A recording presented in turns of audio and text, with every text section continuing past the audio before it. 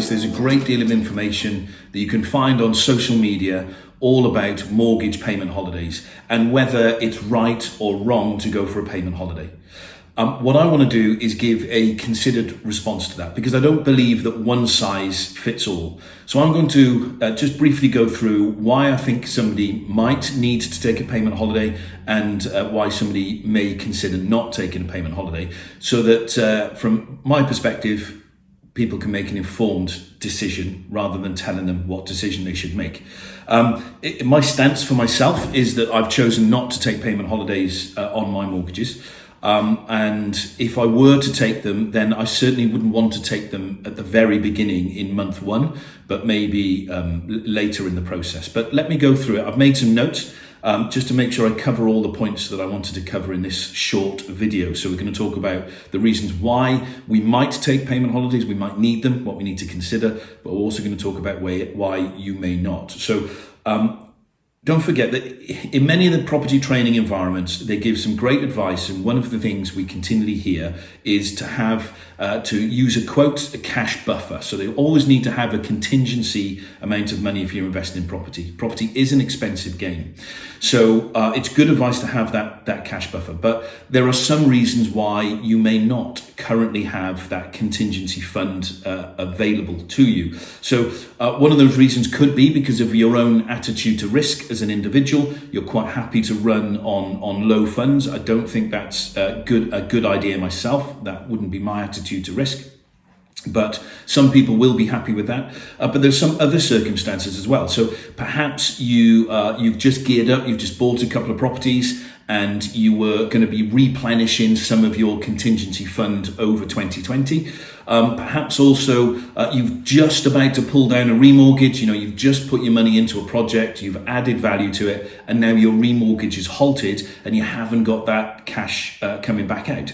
Another aspect that we've seen is perhaps where you work with private investors and you've got a cash fund that's come from private investors, and if they want their money back or you come to end of term, you find it hard to replace that money temporarily with the uncertainty at the moment, then that would be another reason why your cash buffer might be lower than you would normally consider.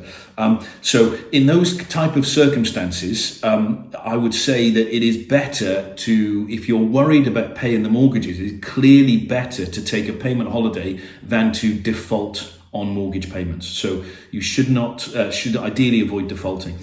Whether you're worried about the position or not, I would hope that you have contacted your tenants, as many of your tenants as you possibly can, telephone, email, writing to them, whatever the case. But phoning those tenants is ideal, just to find out what their position is and to let them know that this rent holiday that they've been told is possible is not a holiday at all. So I think there's some quite important points. So find out the position of your tenants as well. And if you're going to be taking a payment holiday, so if you do choose to take a payment holiday, in a second I'll deal with why we may not take one, but if you are going to take one, then I would have a document that you produce which shows your rationale as to why you've done that. So you've got it available for now, but also for mortgage applications that you take in the future. So some sort of documented rationale. So let me give you an example of that. So let's say, for example, that you've got a fund available at the moment, your continued fund's fairly low. You could cope with a 30% void and maintenance bill based on your monthly turnover, or even maybe more. Maybe you could deal with a greater level than that. But whatever the case, whatever that figure is it would be to highlight and just prove that. So have the bank statement that shows you've got that fund available, but you've still chosen to take a payment holiday. Well, why would somebody do that? Because you may be in a position, and your rationale may reflect this when you're recording this sort of document. You may feel that you can comfortably deal with a 30% tenants non-paying for a period of 2-3 months, and you can evidence that. However, what we don't know, because this is a pandemic, it's unprecedented times, is are you going to get a 100% default rate with tenants? Are you going to get an 80% default rate? It's an unknown quantity. So as an unknown quantity, you may want to take a precaution and arrange a payment holiday so that you preserve cash funds for later on. So that could be a reason, and that could be rationale that you would set down to say, look, I did actually have a contingency plan, whatever that contingency plan was, and I did have a certain amount of money, but because of this situation, I felt that it was better for me to take precautionary action now rather than be reactive once we found that rents weren't coming in, for example. So I think that's quite important. In the notes here, I've got you may be concerned about how long this whole thing is going to go on for. Got a 3-month payment holiday now, but what if we come in and out of lockdown for 6 to 9 months, as many people are claiming could be the case? So under those circumstances, you've got a plan for the future. Also, it depends on your own criteria and strategy that you've had over the years. Are you all HMOs for young working professionals, for example, or students, and the students have already left? There's all sorts of circumstances, so it's down to the individual circumstances. One thing to remember, of course, with payment holidays is it is not a payment holiday. There are various strategies that the lenders have to recover that money. So some of them you will have an increased monthly payment in the future and be paying further interest. There's a higher overall cost as a result. Or some of the lenders are tagging the payment onto the end. So if you had a 22 years and 3 months remaining on your mortgage, you now have 22 years and 6 months remaining on your mortgage. So it's not a holiday. And the cost when they do that is much higher because the interest is being calculated over the next 22 years and 3 months for the final 3 months payments that you haven't made. So it is actually quite expensive when you look on paper at what a payment holiday is in reality going to cost you as an investor. Now, one of the things to point out as well is that it's more frequent on residential mortgages, but it may be a case on your buy-to-let mortgages. You've got the facility to overpay and you've already used that in the past. So you may already have credit available with the lender because you've overpaid the mortgage, and it might be possible for you to draw that back against these future payments. So you have a payment holiday that is then eroding those overpayments you've made in the past, which would be completely different to taking a frozen payment holiday under the government scheme that's been initiated. So that would be another way of doing things. Just bear that in mind if you have overpaid your mortgage. And when it comes down to what's going to happen on your credit rating, we've seen explanations that lenders may put a U for unclassified down for the monthly payment. We've seen that they may put a 0, which when people have taken payment holidays in the past, some of the lenders do put a 0 on the credit rating because it's an arrangement, particularly if you've overpaid and you're drawing down. But that may be the case. We may see a 0. I have seen some information that they're going to put a H on your credit profile. I don't think that the Equifax, Experian, people like that are going to change their systems to that degree. So I'm not sure that that's going to be correct, that they're going to have a new sort of policy. They're going to write in a new piece of software and document it a different way. I don't think that's the case.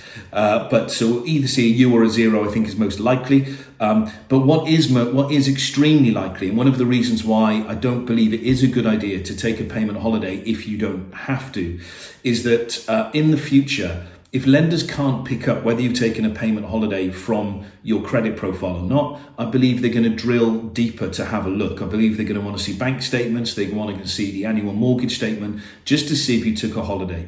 And the other side of that coin as well is that when you're looking at future purchases, and you want to purchase something later this year when the dust settles, or early next year, you go for that purchase and suddenly you've got a £50,000 deposit. The lender's going to really want to understand why you've taken payment holidays now if you've got those kind of funds that you've been building up over time. So they're going to really drill down on where those deposits have come from, rightfully so. But I just feel that people should be aware of that situation. And when it comes to setting up or avoiding payment holidays, which I think really the ideal situation is not to take a payment holiday if you can help it. The likely effect that it's going to have on your future borrowing, I think understandably lenders will be cautious. If I put myself in the shoes of an underwriter and I'm responsible for looking at the bank's policy and looking at whether somebody's a good bet to lend to or not, if they took a payment holiday, particularly as soon as a payment holiday was available, or across all of their mortgages, then they're not really having much. The investor is not having a lot of skin in the game. They're transferring all the responsibility to the lender, and making the lender, give them that time off. And I don't think that is going to look good when someone's doing an underwrite, particularly for lenders that are specialists and do the manual underwriting process, and those lenders that we as experienced property investors very, very much rely on. So my personal stance and what I'm doing is I've chosen not to take payment holidays at this stage or for the foreseeable future, certainly not for the next 3 months. I've chosen to talk to my tenants to find out who is paying and who's not. Across my portfolio, I've only had one tenant that has left.